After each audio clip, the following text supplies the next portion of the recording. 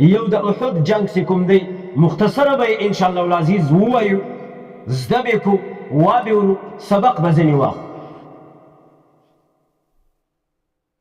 مشرکین د مکې چې کله رسول الله صلی الله علیه وسلم ولاړی مدینې منورې ته، نو په دا بل کال باندې د رمضان المبارک په میاشته کې پر 18مه روزه باندې د بدر جنگ وسو. له هغه وروسته مشرکین د مکې چې کومه لار واله د تجارت لار یا هغه پر مدینه منوره باندې سپره واله، په مدینه منوره کې د دوی لار صحابه کرامو وربنده کړه. د بدر په جنگ کې مشرکینو شکست وخوړی، ناکامه ستانه سو، ناکامه ولاړو خپلو کورو ته. د بدر په جنگ کې مطعم چې کوم سړی ولو کافر و، د جبیر بن مطعم پلار و، هغه حضرت حمزه رضی الله عنه ویستلی و، مړ کړی و. دا ډېر انتقامونه و، ډېر بدل پاته و د مشرکینو پر مسلمانانو باندې، چې دوی له مسلمانانو څه دا بدل اخیستی، دا انتقامونه یې ځینې اخیستی. نو یې په 3 هجري کې د شوال په میاشت کې دغه د کشني اختر په میاشت کې دا مشوره سره وکړه چې ورځو به پر مدینه منوره باندې به چړایي کوو، پر مدینه منوره باندې به اشغال کوو، مدینه منوره به د مسلمانانو څه نیسو، محمد به هلته قتل کړو. هلته چې دوی څنګه دا مشوره وکړه، د رسول الله صلی الله علیه وسلم اکا حضرت عباس رضی الله عنه د بنو غفار قبیلې یو ځوان ته چې تیز رفتار او آس یې ښه زده ولو، هغه ته یو خط په لاس ورکړي چې دا یوسه نبي علیه صلات وسلام. هغه ځوان هغه خط راوړی، نبي علیه صلات وسلام ته یې کښېښوی. په هغه خط کې دا ورته لیکلي وو چې د مشرکینو د مکې اراده ده چې له تاسو سره جنګ وکړي. رسول الله صلی الله علیه وسلم صحابه کرام رضوان الله علیهم اجمعین سره را جمع کړل، مشوره یې ورسره شروع کړه. ول په مدینه منوره کې دننه محصورانه جنګ کوو، که د باندې میدان ته وروځو چې هر رقم ستی رایه او پر هغه باندې به ولاړ شو. د مشرکینو د مکې له طرفه چې کوم خلک را روان دي، سرداران ابو سفیان هم پکښې ده، ابی ابن خلف هم پکښې ده، او 2 دانې داسې غښتلي کسان پکښې دي لکه خالد ابن ولید او عکرمه ابن ابي جهل. دا دواړه عکرمه د خپل پلار وارې اخي په بدر کې معاذ او معوذ رضی الله عنهما په دواړو باندې ویستلی. عبدالله ابن مسعود رضی الله عنه سر ځینې پرې کړی ده، د خپل پلار بدل اخي را روان ده. او په دغه کې وحشي ابن حرب د جبیر بن مطعم یو مریی ده، هغه هم را روان ده، په دا لشکر کې راځي د حضرت حمزه د قتل په اراده باندې، چې حضرت حمزه ولي بیا جبیر بن مطعم دی ازادوي له غلامۍ څه، له مرییتوب څه یې ازادوي. دلته په مدینه منوره کې یو منافق ده، د منافقینو سردار د عبدالله ابن ابی ابن سلول، رئیس المنافقین ده. دا و نبی علیه صلات وسلام ته وایي زما دا خوښه ده چې په مدینه منوره کې محصورانه جنګ وکړو، یعنې دوی موږ دلته محصور کړي، پر موږ باندې شاوخوا محاصره وکړي، موږ له دوی سره بیا جنګ وکړو. خو دا ځوانان صحابه کرام چې کوم دي هغه ډېر له جوشه ډک. په بدر کې چې کومو کسانو بالخصوص شرکت نه و کړی د بدر په جنگ کې، هغو ټولو د شهادت ارمان راخستی دی، وایي یا رسول الله په مدینه منوره کې جنګ نه کوو، وځو میدان ته، په میدان کې ورسره معلوموي. هلته مشرکینو د مکې چې فکر وکړئ هغه را روان دي سیلانو مدینې منورې ته چې راځي، پر لارو باندې داسې لارې راځي چې پر هغو لارو باندې تګ مشکل ده. نو هغه رالو د احد غر چې کوم دی د دغه غره په لمن کې یوه د احد غر حاجانو صاحبانو لیدلی ده، له مدینې منورې څخه 3 میله یعنې 5 کیلومیټره یا تر 5 کیلومیټره یې څه زیات له مدینې منورې څخه پروت ده، د شمال پر طرف باندې پروت.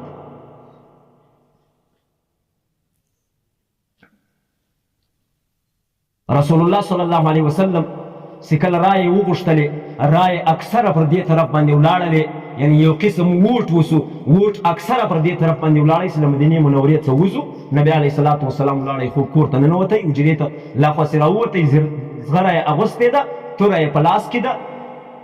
مسجد نبوي ته رالی. مسلمانان چې کوم صحابه کرامو دا مشوره ورکړې وه چې وځو، هغو دا فکر وکړئ چې نبي علیه صلات وسلام ته تکلیف ته چې باسو یې بېرته له خپلې رایې پر شا سو، یا رسول الله دلې په مدینه منوره کې دننه جنګ. نبي علیه صلات وسلام په جواب کې ورته وایي یو وارې چې نبي زغره واغوستله او توره یې راوایستله بیا سې هغه توره د کافر په وینو باندې نه یې سره سوې هغه زغره باندې د کافر د وینو نشانونه نه یې پرېوتلي دا د نبي له شان سره نه ښایي چې بېرته دې دی زغره وباسي او توره دې کښېږدي نه پاتېږو ځو د باندې د احد و میدان ته ځو هلته جنګ ورسره په مدینه منوره کې د نن نبي علیه صلات وسلام د خپل لښکر سره را روان ده رالو بنو حارث چې کومه قبیله ده هغه ته رالو هغه په هغه قبیله کې غږ وکړي وایي څوک داسې شته چې موږ پر دی لار باندې بوځي و دا میدان ته چې د مشرکینو و مخته نسو تېردی موږ نه وویني دلته یو صحابي ده د ابوالخیثمه رضی الله عنه په نامه باندې هغه ورته وایي یا رسول الله زه به دې پر داسې لار وبوځمه چې هغه لارې به دې د دوی و شاته راولي یعنې دوی به ستا او د مدینې منورې په مابین کې واقع سي ته به تر دوی هم تېر سي خو دوی به تا نه وویني مشرکینو د مکې دا ځای غلطي وکړه ده چې شاوخوا یې هېڅوک نه واستول بلکې په دغه میدان کې سره جمع سو د هلته خیمې درولې دي دلته سره جمع دي رسول الله صلی الله علیه وسلم په باغو کې دننه د خپل لښکر سره ولاړی 2 ګوړسواره خالي ورسره دي 2 کسه داسې دي چې هغه ورسره سپاره دي نور ټول په پښو روان دي او له اخوا چې کوم دي 200 ګوړسواره دي 200 کسان داسې دي چې هغه پر اسانو باندې سپاره دي 200 پر وشانو سپاره دي ټول له اصلحو بار دي 3000 کسه راغلي دي له دې خوا مسلمانان له منافقینو سره 1000 کسه ووت په دا باغو کې یو باغ د یو منافق رالی هغه منافق لار نه ورکوله د هلته احتجاج وکړي کښېنستی په لار کې وایي زه لار نه در کوم زما په باغ کې به تی نه تېرېږي خو دلته د ریاست دفاع وه د اسلام دفاع وه په دې وجه باندې د ده احتجاج ته نظر نه وسو نظر اندازه یې کوي د ده پر احتجاج سربیره ور روان سو مسلمانان تر ده تیر سولو چې کله تر تیر سو عبدالله ابن ابی ابن سلول چې کوم رئیس المنافقین دی هغه وایي له ما سره په مدینه منوره کې مشوره وسوله زما مشوره ته یې نه ومنله نو زه له تی سره میدان د احد ته نه ځمه بېرته راوګرځېدی راله د مدینې منورې پر طرف باندې 300 کسان نور ورسره راوګرځېدل څو پاته سو 200 مسلمانان پاته سو هلته مشرکین 3000 را روان دي په 4 وارې تر زیات دي 4 7 28 تر 4 وارې لا هم پر زیات دي تقریبا 200 کسه دي هغه 3000 کسه دي دا مقابلې ته سر راوځي سر را روان دي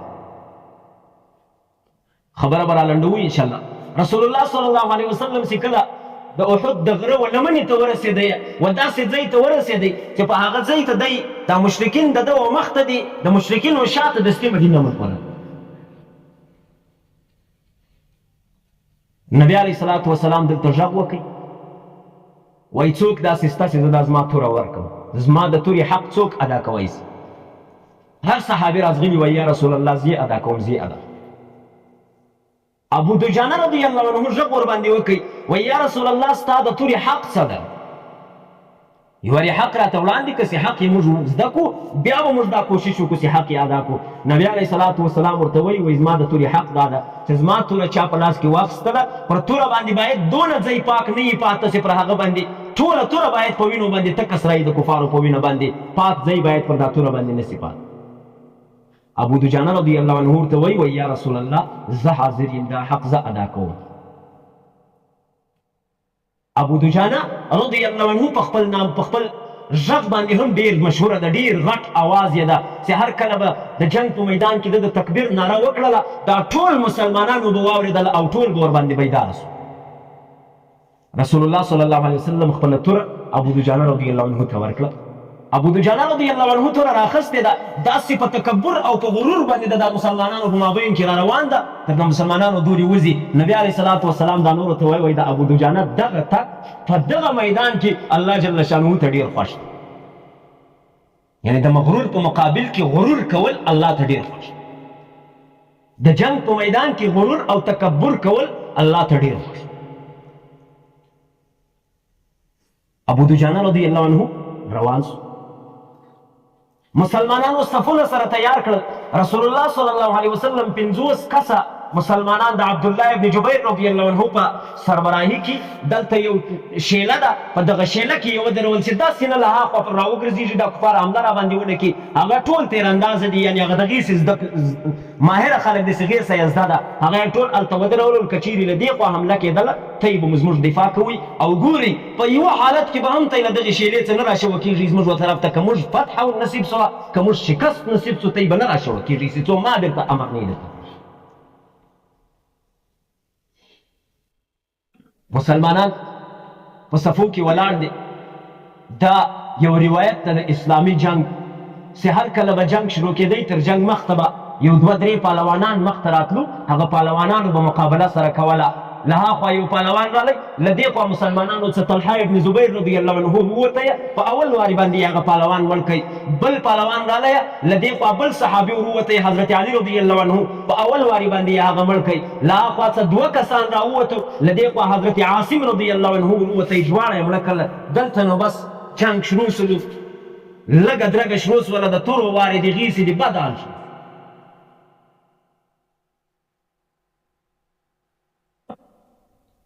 جنگ تر دې حالت راورسېدی چې مسلمانانو فتح راوړله، یعنی جنگ یې وګټ.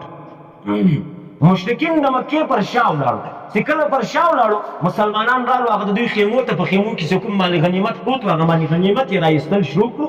له هغه شیلې ته چې کوم 50 کسه ولاړو د عبدالله ابن جبیر رضی الله عنه په مشرۍ کې، هغو سې حالاتو ته وکتل، هغه ټول را روان شو چې درځئ جنگ خوا د مسلمانانو وګټئ. نور موږ دلته څه شي ته ولاړ یو؟ عبدالله ابن جبیر رضی الله عنه ورته وایي رسول الله صلی الله علیه وسلم دا امر کړی ده چې تی به یو هم نه راشوه کېږي تر هغه وخته پورې چې څو ما امر نه یې درته کړی ده.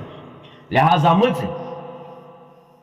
15 کسه یا 14 کسه یا 18 کسه ځین را وګرځېدو، راشوه سو، هلته 13 یا 14 کسه پاته سولو. هغسې کله پاته سو، خالد ابن ولید چې کله هغه ځای ولیدی چې هغه ځای خالي پاته سو، 14 کسه پاته دي، پر هغو باندې موږ غوښتلي یو، پر هغه لار باندې بېرته را وګرځېدو. خالد ابن ولید وار یې ورباندې وکړئ، پر هغو خلکو یې حمله وکړه، هغه 14 کسه سره یې دلته شهیدان کړل. عبدالله ابن جبیر رضی الله عنه هم شهید سولو. له خوا بېرته خالد ابن ولید راغی، له دې خوا چې مشرکین پر شا تللي وو، هغو بېرته ورباندې رامخ کړله، بیا جنګ له سره شروع سو. مسلمانان بالکل د جنګ و د مابین ته رالو، داسې وارې ورباندې شروع سو چې د مسلمانانو پښې ووتې، د مسلمانانو غړي مړه سو، د صحابه کرامو غړي مړه سولو. بیا دا اوازه داسې خپره سوله چې رسول الله صلی الله علیه وسلم شهید سو. دا اوازه چې کله خپره سوله، مسلمانان ډېر پر شا سولو، ډېر کمزوري سولو، ځکه چې د دوی رهبر، د دوی امیر، د دوی آقا، د دوی مولا چې کوم ده، هغه له دنیا ولاړی. هر کله چې په جنګ کې رهبر ولاړی، دا نور ټول پر شا کېږي.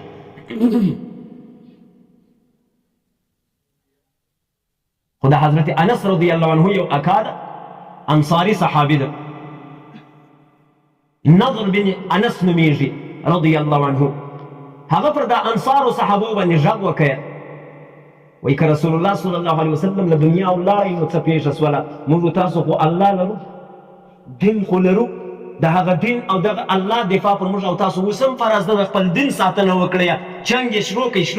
کړئ تر داسې حده پورې چې دغه نضر بن انس رضی الله عنه هم په دغه میدان کې شهید سو. نضر بن انس رضی الله عنه په اړه باندې راځي، وایي ده به په بدر کې دی نه و شریک سوی، ډېرو مسلمانانو ده ته پیغورونه ورکولو، ته په بدر کې نه سوې شریک، لوامه نه سوې شریک. ده به دا ورته وویله د رسول الله صلی الله علیه وسلم په وجود کې، ول که هر کله الله تعالی داسې معرکه راوسته، داسې جنګ یې راوستی، بیا به تاسو د نضر بن انس رضی الله عنه خپله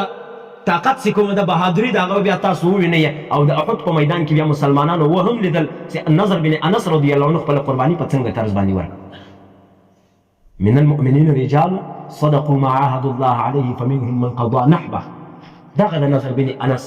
چې خپله قرباني یې وړاندې کړ، خپل نظر یې پوره کړ. په دا دوم جنګ کې چې دوم وارې شروع سولو، د یو ډبرې شاته وحشي ابن حرب پټ ده،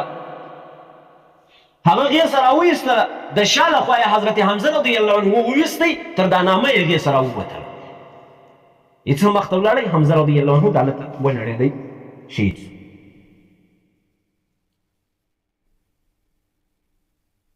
رسول الله صلی الله علیه وسلم باندې صحابه کرام راټول دي، داسې دیوال یې پر راګرځولی دی د خپلو ځانو شاوخوا، چې هر کله مشرکین ورته رامخته کېږي، دوی یې مقابله کوي. په دغه مسلمانانو کې چې پر نبي علیه صلات وسلام باندې راکوټه دي، په دغو کې یوه ښځه د ام عماره رضی الله عنها په نامه باندې داسې جنګ کوي، دی جنګ کوي چې له جنګ وروسته به هر کله دی ویله، ول د احد په جنګ کې چونکې له موږ سره دوم وارې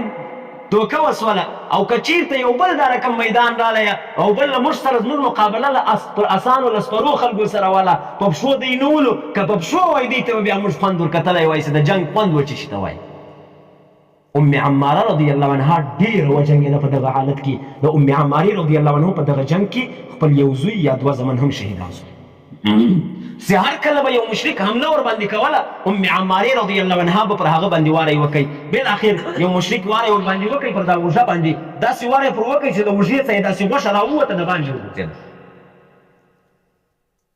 هغسې تېر سولو لا خواسې راتلی ام عمارې رضی الله عنها د آس پر پښو باندې واری وکوي آس وغورځېدی دی هم ځینې راولوېدی نبي علیه صلات وسلام د ام عمارې رضی الله عنها پر زوی حضرت عبدالله رضی الله عنه نومېږي پر هغه باندې غږ وکوي د مور کومک وکړه هغه ورته رامخته سو په دواړو باندې دا مشرک مړ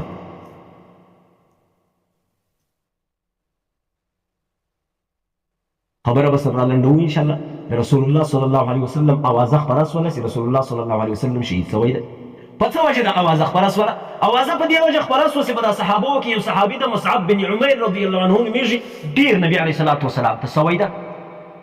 په بدن کې هم ورته سوی ده په قواره کې هم ورته سوی ده ډېر نبي علیه صلات وسلام سره مشابهت ډېر لري دا ټولو اوازه خپره کوي مصعب وایي نبي علیه صلات وسلام شهید سوی ده حالانکې حال دا ده چې نبي علیه صلات وسلام خپله زغره له کعب ابن مالک رضی الله عنه سره بدله کړې ده په دې خاطر باندې چې مشرکین ته یې ته نه دي را روان ما ته را روان دي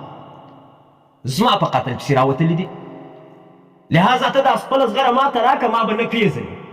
پر زغره باندې پېژندل کېږي د نبي علیه صلات وسلام پر سر باندې خول ده هغه خول داسې جوړ ده چې خالي یې سترګې معلومېږي مسلمانان نبي علیه صلات وسلام پر سترګو باندې پېژني چې دا چمکداره سترګې د نبي علیه صلات وسلام د بل چا نه دي مصعب بن عمیر رضی الله عنه په میدان کې شهید سو اوازه خپره سو چې نبي علیه صلات وسلام شهید ده خو څو ملګري پر ده باندې راټول دي هغو ته معلومه ده چې نبي علیه صلات وسلام ژوندی دی نه ده شهید سوی په دغه حال کې ډېر بد حال ده داسې یو سړی ده د هغه سړي نوم له ما څخه هېر سو د مکې مکرمې مشرک ده هغه د ډبرو واری ورباندې وکړي پر نبي علیه صلات وسلام باندې پر خوله باندې مبارکه باندې وویستی یو دوه درې غاښونه یې ور زخمیان کړل ورماتې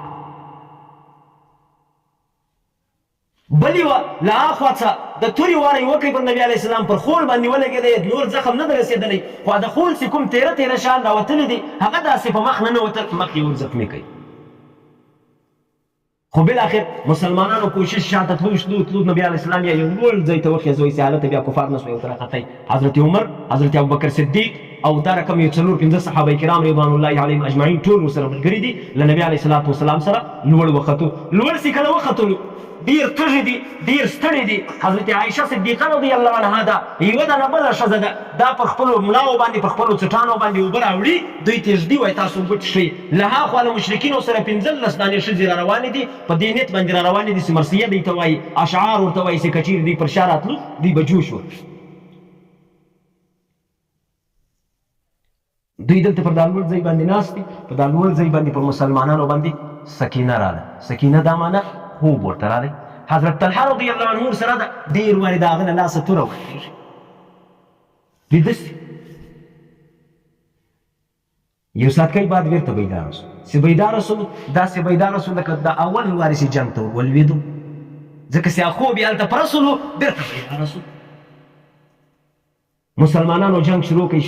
کوي تر دې حده پورې چې هلته رسول الله صلی الله علیه وسلم لوړ ده کعب ابن مالک رضی الله عنه چې کله ورته راورسېدی هغه ناره کړله وایي زموږ او ستاسو رهبر نبي علیه صلات وسلام ژوندی ده نبي علیه السلام غږ ورباندې وکوي وایي غږ مه لره زه مشرکین په ما باندې نه دي خبر چې دوی دلته دي که چېرته دوی په ما باندې خبر سي بېرته پر دوی باندې چړایي کوي هغه په ما پسې راغلي دي غږ مه لره خبره یې بېرته پټه کړله حضرت علي رضی الله عنه په دا کفارو کې لوېدلی د داسې جنګ کوي توره یې په وینو تکه سره ده را روان ده رالی چې دغه ځای ته رانږدې سو نبي علیه السلام یې ولیدی چې ژوندی ده ده خو دا خیال و چې نبي علیه السلام د دنیا تللی ده نو یې ډېر بد جنګ کوی خو چې دا یې ولیدل چې نبي علیه السلام ژوندی ده بېرته خپل زاړه حالت ته راستون سو په دغه جنګ کې ابو دجانه رضی الله عنه د نبي علیه السلام د تورې حق پوره ادا کوي چې کله جنگ ختم سو ابو سفیان لاندې ولاړ ده غږ یې ورباندې وکړي پر مسلمانانو باندې وایي دا جنگ د بدر واره یو چې موږ به ته یې جواب سئ موږ عزا لرو تاسو یې نه لرئ او دا د بدر نیمی واری د نیمی واری به بیا وروسته په بل جنګ کې سره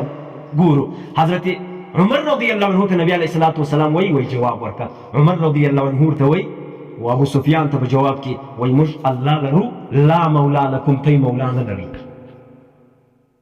او دا زموږ در سره وعده ده که چیرې بل جنګ دا رقم ولګېدی په هغه کې به بیا موږ دلته سره سم کړو. جنګ ختم سو، مسلمانان سره ولاړو، کفار سره ولاړو، میدان خالی پاته سو. پر میدان باندې شهیدان پاته دي، د کفارو مردار خلک پراته دي، مسلمانان پسې راټول سو، دا شهیدان راګوري. په دغه شهیدانو کې یو شهید حضرت حنظله رضی الله عنه په نامه باندې غسیل الملائکه چې د ابو عامر راهب زوی ده. ابو عامر راهب په مدینه منوره کې راهب اوسي. کله نبی علیه السلام راغی د ده وټه ډېره ولوېده، دی ولاړی مکې مکرمې ته. په دا جنګ کې ابو عامر راهب پخپله هم ورسره شریک.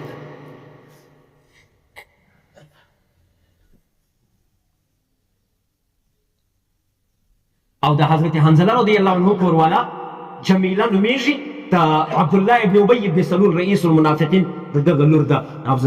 حنظله رضی الله عنه ته چې کله غسل ورکوئ، کفن چې ورکوئ، صحابه کرامو په خپلو سترګو باندې ولیدل چې د ده تر سر تر ویښتانو اوبه څاڅي. هغه اوبه په دې وجه څاڅي چې ده ته غسل فرشتو ورکړی په دې وجه باندې چې تېر ماخستن د ده د واده شپه وله پر ده باندې د جنابت غسل پاته و، هغه د جنابت غسل فرشتو ورکوي، د مرګ غسل یې نه دی ورکړی. ګوري شهید ته غسل نه ورکول کېږي. څوک دا سوال نه وکړي چې حضرت حنظله ته ولې غسل ورکول سوی د شهید ته د شهادت له وجې غسل نه دی ورکول سوی. غسل صرف هغه غسل ورکړل چې د پر ذمه باندې د جنابت غسل پاته. مسلمانان ګرځي خپل ملګري سره راټولوي، دا شهیدان راټولوي. د شهیدانو کې بعضې داسې سوي دي چې ډېر یې سره خراب کړي دي. په دغه شهیدانو کې د رسول الله صلی الله علیه وسلم اکا، رضعي ورور او ډېر قریبي ملګری حضرت حمزه رضی الله عنه هم پروت ده چې کله یې راواخیستی هغه نه پېژندل کېدی. نضر بن انس رضی الله عنه نه پېژندل کېدی. بیا خپلې خور د ګوتو پر سرو باندې وپېژندی چې دا زما ورور دی. حضرت حمزه رضی الله عنه ته یې ځیګر ورڅېرې کړی ده، زړه یې ځینې کښلی ده، ینه یې ځینې کښلې ده. هغه د هندي په نامه باندې یو ښځه ده، د ابو سفیان ښځه ده. دغې هغه زړه او ینه خوړلې ده په خپله خوله باندې. او د حضرت حمزه رضی الله عنه څه یې غوږونه هم پرې کړي دي، پزه یې هم ځینې پرې کړې ده، او خوله یې هم شونډان یې هم ورپرې کړي دي. ډېر یې سره خراب کړی ده. کله چې د حضرت حمزه رضی الله عنه خور راله دا میدان ته د خپل ورور د دیدار لپاره، نبی علیه الصلاة والسلام چونکې د نبی علیه السلام توړۍ کېږي، نبی علیه الصلاة والسلام صحابو ته ویل المې راپرېږدئ یې سینې ووینې ښه ده. دې له ځان سره دوې کپړې راخیستې ویل ما دا دوې کپړې راخیستې دي چې ور یې کړم دې ته، ده ته دی پکې پټ کړي کفن ده. هغسې کله راوړلو یوه اوږده وه یوه لنډه وله. هلته یو بل صحابي مصعب بن عمیر رضی الله عنه په نامه باندې هم شهید پروت ده. هغه ته یوه کپړه هغه ته ورکړله. هغه په نصیب باندې لنډه کپړه سو چې سر به یې کې پټ کړی، پښې به یې لوڅې سوې چې پښې به یې کې پټې کړې، سر به یې لوڅ سولو. خو خیر په یو طرز باندې دا مسلمانان سره راټولول. په دغه میدان کې یو بل صحابي ده حضرت اسیرم رضی الله عنه په نامه باندې، د دغه اخري حالت د ساه پکې شوري. په دغه حالت کې لا مسلمانان پر راکوټه دي، ورته وایي ته د مدینې منورې د دفاع په خاطر راغلی وې که د اسلام د دفاع په خاطر باندې دلته راغلی وې دغه میدان ته؟ اسیرم رضی الله عنه په دغه حالت کې ورته وایي زه د اسلام په خاطر باندې راغلی وم، ما ایمان پر محمد رسول الله باندې راوړی ده، ما دا ایمان راوړی ده، دا مې ګواهي ورکړې ده چې الله یو د شریک نه لري، نبي محمد د الله تعالی رسول دی. په دغه حالت کې دی شهید سلو. نبی علیه الصلاة والسلام فرمایي وایي اسیرم رضی الله عنه جنتي دی، او دا داسې جنتي ده چې یو لمونځ یې هم نه ده کړی، یوه روزه یې هم نه ده نیولې، یوه روپۍ خیرات یې نه ده کړی، یو ذکر یې نه ده کړی، یو تلاوت یې نه ده کړی، یو پر دنیا ښه کار یې نه ده کړی، ما سوله جهاده چې په دغه جهاد کې دی شهید سلو. تر دا جنګ یو ګړی مخته د ایمان راوړی، په دغه جنګ کې شهید سو حضرت اسیرم رضی الله عنه. په دغه شهیدانو کې یو بل شهید ده حضرت عمرو بن جموح رضی الله عنه. په یوه پښه باندې ګوډ ده، داسې ګوډ ځي، دا هم شهید پروت ده. دا تر جنګ مخته نبي علیه صلات وسلام ته رالی، وایي یا رسول الله زما 4 زامن له تا سره جنګ ته وځي، زه م وځمه، دوی ما ته اجازه نه راکوي. نبي علیه صلات وسلام ورته وایي ته معذوره یې، ستا پښه کار نه کوي په میدان کې. دی ورته وایي یا رسول الله زما زړه دا غواړي چې زه له الله تعالی سره په دغه ګوډه پښه باندې ووینم، زړه مې دا غواړي چې په جنت کې په دغه ګوډه پښه باندې وګرځېږم، لهذا ما ته اجازه راکړه. نبي علیه صلات وسلام اجازت ورکوي، وایي عمره ولاړ شه خپله تیاري وکړه، جنګ ته سره وځو. دی چې کور ته رالی خپلې کوروالا ته وایي ما ته سامان تیار کړه، زه ځم جنګ ته. هغې پر وخندل، وایي عمرو بن جموح هم جنګ ته روان دی. سخن یو قسم په ووالی د کوروالا او د خاوند په مابین کې دا مینه، دا ژوند، دا یو ناوله د ژوند، د ناوله مینه ده، ډېره نازکه مینه ده. نو ده دا خبره ورته وکړه، پر ده باده ولګېده. دی ورته وایي دلته یې لوړه وکړله، وایي والله بالله که بیا زه له دغه کور ته راننوتم دا یې وغوښتل ول اللهم لا تردني الى البيت یا الله ته بیا ما زما کور ته بیرته مه راوله له دې ځای چې ووتی هلته په میدان کې دی هم شهید سلو زامن یې هم شهیدان سول له هغې خوا بیا کله راوړی پر تخته باندې سې کښېښوئ هغه تخته سې آن وکاږي دې خوا ته آس پسې تړلی د آس یا اوښ ته چې هر شی ده دې خوا ته نه راځي د مدینې منورې پر طرف باندې نه ځي نبي علیه الصلاة وسلام کوروالا راوغوښتل څه کیسه ده هغې ول د دعا یې وغوښتله چې اللهم لا تردني الى البيت یا الله ته ما خپل کور ته بیرته مه راولې نو دا سړی خپل کور ته بیرته نه راځي که ژوندی ده که شهید ته خپل کور ته نه راځي دا غواړي چې د هلته پټ سي عمرو بن جموح رضی الله عنه ورسره دغه شهیدان یې ټول د احد چې کوم غر ده د دغه په لمن کې پټ کړل د هلته د دوی مقبره جوړه سوله د هلته دوی پټ سول له دغه جنګه څه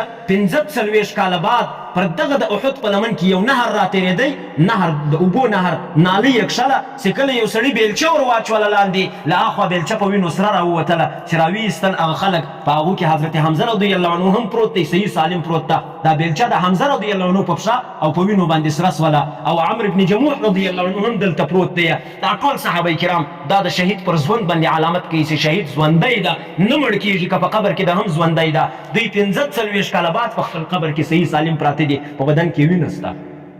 د مړي په بدن کې وینه یي نه د شهید په بدن کې وینه شته معلومه ده چې شهید څه شي ده ژوندی ده ولا تقولوا لمن يقتل في سبيل الله اموات بل احياء ولكن لا تشعرون بل احياء عند ربهم يرزقون الله جل شانه مختلف ځایو کې فرمایي وایي تاسو دغو شهیدانو ته داسې مه وایاست چې دا مړه دي بلکې دا ژوندي دي خو ته یې نه به پوهېږئ چې څنګه ژوندي دي دا ژوندي دي دوی ته الله جل شانه په قبر کې رزق ورکوي روزي ورکوي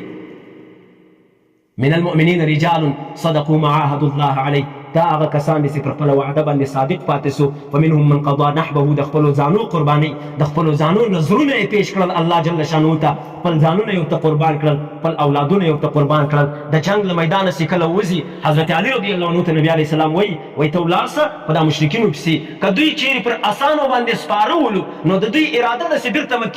مدینې منورې ته ځي بیا جنګ کوي که دوی اسان خالي وو پر وشانو باندې سپاره وو نو بیا دا اشاره وه دې خبرې ته چې دوی روان دي د مکې مکرمې پر طرف باندې د دوی جاسوسي وکړه علي رضی الله عنه پسې راووتی پسې ویې کتل دوی پر اسانو باندې اسان یې خالي روان دي پر وشانو باندې سپاره دي بیرته راغلی نبي علیه الصلاة وسلام ته دوی پر وشانو باندې سپاره دي اسان یې خالي روان دي نو نبي علیه الصلاة وسلام خپلو مسلمانانو صحابو ته امر وکړ چې در دوی د مدینې منورې پر طرف باندې مشرکینو ماته وخوړه ولاړو دا جنګ یو طرز د مسلمانانو شکست بلل کېږي یو طرز د مسلمانانو فتح بلل کېږي شکست په دې خاطر باندې بلل کېږي چې دلته ډېر مسلمانان پکې شهیدان سول ډېر مسلمانان له خپلو ځانو څخه له خپلو سرو څخه پکې تېر سول فتح په دې باندې بلل کېږي چې مشرکین چې په کوم نیت راغلي وو چې مدینه منوره به فتح کوي ریاست به تر خپلې قبضې لاندې راولي هغه یې نه وکړل بېرته د هغوی خالي لاس ولاړو لهذا په دغه جنګ کې په دغه واقعه کې موږ او تاسو ته دغه سبق پروت ده چې هر کله د الله تعالی یا د رسول الله صلی الله علیه وسلم یا د دین اسلام لپاره د خپل ځان د قربانۍ موقع راله باید یو مسلمان هم پر شان صفات پر شا پاتېږي نه پاتېږو انشاءالله الله تعالی دې موږ او تاسو ته توفیق راکړي چې هر کله د جنګ میدان ولګېدی جنګ په خوله باندې وایي مه غواړئ حدیث کې راځي نبي علیه الصلاة وسلام وایي تاسو جنګ مه غواړئ خو چې کله جنګ رالی فاضربوا الرقاب بیا تاسو د کفارو غاړې وویلئ او له میدانه تېښته مه کوئ له میدانه تېښته ګناه کبیره ده مسلمان ته دغه ګناه کبیره باندې و جهنم ته لوېدی سي په قبر کې سخت عذاب ورکول کېږي لهذا که الله تعالی چیرې پر اسلام باندې مسلمانانو باندې دا امر وکړ دا موقع راله چې جهاد به کوي مسلمانان به انشاءالله العزیز ټول جهاد ته ځي الله تعالی د اول و ما ته بیا و تاسو ټولو ته توفیق راکړي ځو به انشاءالله الله تعالی د اول جنګ نه راولي که چېرته جنګ واقع سو بیا پر ما و تا باندې دا لازمه ده چې تر خپل ځان تر خپل اولاد تر خپل مال تر هر څه تېر سو دا خپله وینه د الله تعالی په دربار کې توکو بیا به ما او تا د دغه آیت کریمه مصداق جوړېږي چې فمنهم من قضا نحبه ومنهم من ينتظر چې په دې کې څوک داسې دي چې تر خپلو ځانو تېر سو څوک اوس هم انتظار دی چې کله موقع راله په هغه موقع باندې به خپل ځانونه قربانوو الله تعالی دې موږ او تاسو ته توفیق راکړي چې د الله تعالی په لار کې د رسول الله صلی الله علیه وسلم په لار کې د دین اسلام په خاطر باندې له یو قسم قرباني څه پر شا باندې نه سوله هغه قرباني که د ځان په شکل کې ده که د مال په شکل کې ده که د اولاد په شکل کې ده انشاءالله هرې قربانۍ ته به تیار یو که نه الله تعالی دې موږ او تاسو توفیق راکړي وما علینا الا البلاغ المبین